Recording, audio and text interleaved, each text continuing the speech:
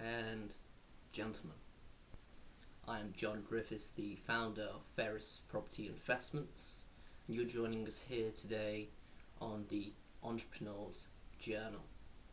And what I'm sharing with you today is actually something I personally wrote last night and it goes like this. Allow anxiety to lead the way and trust in yourself to be able to follow it on by. What I mean with this is that anxiety is a signal to our insecurities and the tasks that we ought to be doing.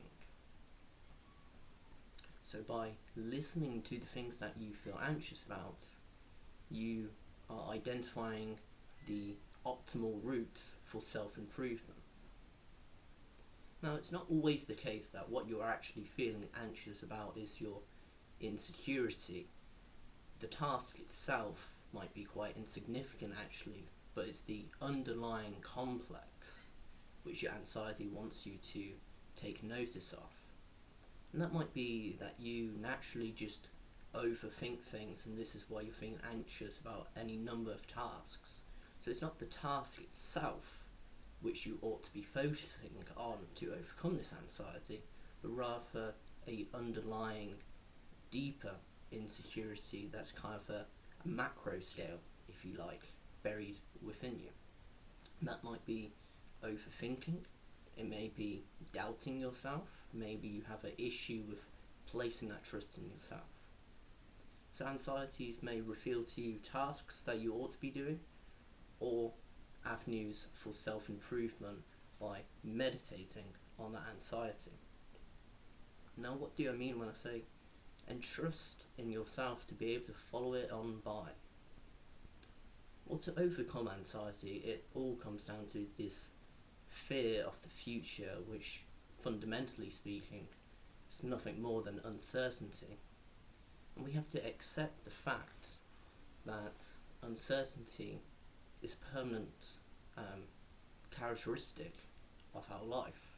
And therefore there are many times when we simply put faith or trust in the process of doing a particular activity. For example, you get in your car and you're not anxious about starting it, you're assuming and trusting in the car that when you start the engine it will actually start. However, a not far-fetched possibility is that once you try to start your car, it doesn't start. There's something wrong with the car. So uncertainty is in every domain of our lives. And by trusting in yourself to be able to carry on through that process, crossing that bridge of anxiety, on the other end, you most often, if not always, have made massive improvements in your own character. So that is what I mean when I say to follow it on by. You cross that bridge and then you keep on moving forwards. You keep on striving towards your goals, your dreams, your ambitions. You do not allow anxiety to prevent you. Instead, you're leveraging it as a very useful human emotion and feeling to better optimize your daily activities around the things that you ought to be doing and should be prioritizing. They quite often tend to be the things that we feel most anxious about, that we keep on putting off. So I really hope this has been of use to you or to someone that you know, and please do subscribe if you're finding value in these insights of mine and the authors that I read a lot of. And don't forget that I'm also on a podcast later tonight, being Wednesday 24th of March at 8 PM on the So Show, where I'll be talking about how to become yourself.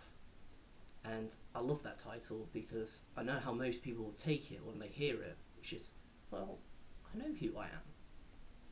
Yes, but no, as soon as you spend about 10-30 seconds thinking about it, quite quickly realise you're a work in progress.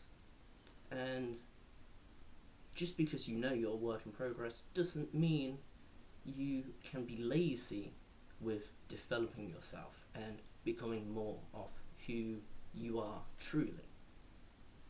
So anyway, thank you for your time, and I hope you have a splendid